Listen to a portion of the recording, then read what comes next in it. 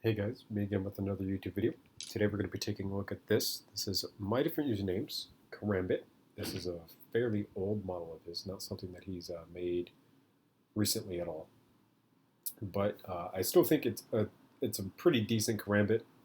It's not the greatest, most accurate Karambit in the world, but it is a decent Karambit. I reverse engineered this from watching his video. This is pretty much one-to-one exactly what Kyle had in his video. It's not exactly the most difficult of things to make. I believe it is probably one of the better Karambits on YouTube, and it is not necessarily a new model to the channel as far as I know. I've had this for quite some time. I just finally got around to making a video for it.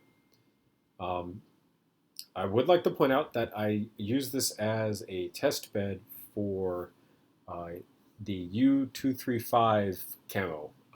For those of you who don't know, U-235 was a camouflage that you could get within Black Ops 2.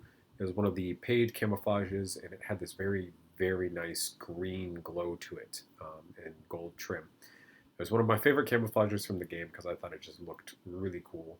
And Uranium-235 is one of my favorite elements of the natural world, which is kind of crazy to say because that's nerd shit, really.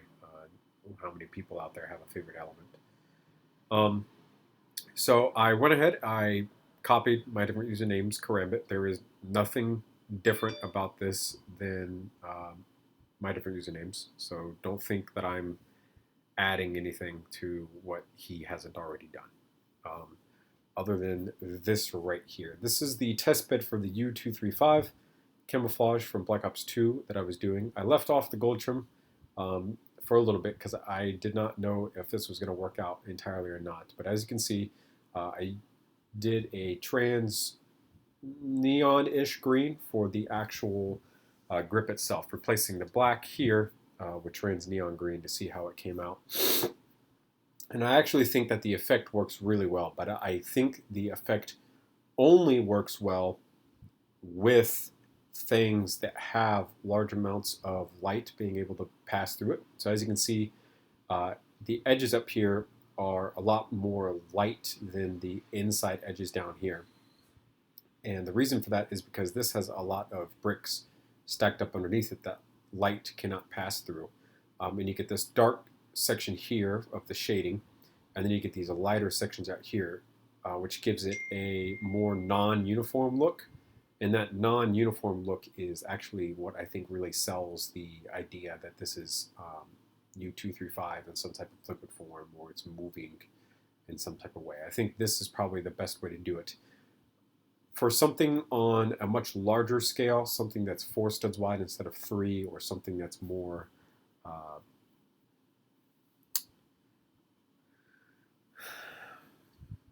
physically built on the inside, I don't think the effect would work as well. And at this point, that's why I have basically left this idea to being nothing but a small knife like this.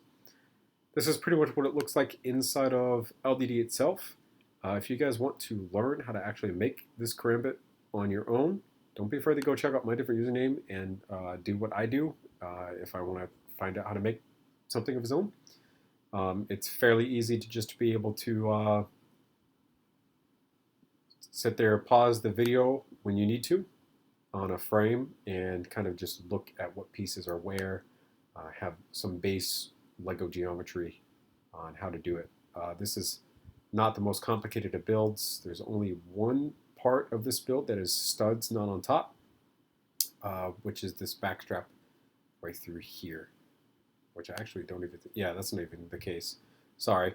It's this one grill piece right here that's sideways. Everything else is turned right side up the way it should be and is not too difficult to replicate. So if you guys don't mind, go check out my different usernames Karambit video if you guys want to see more about how to make this. Thank you so much for watching.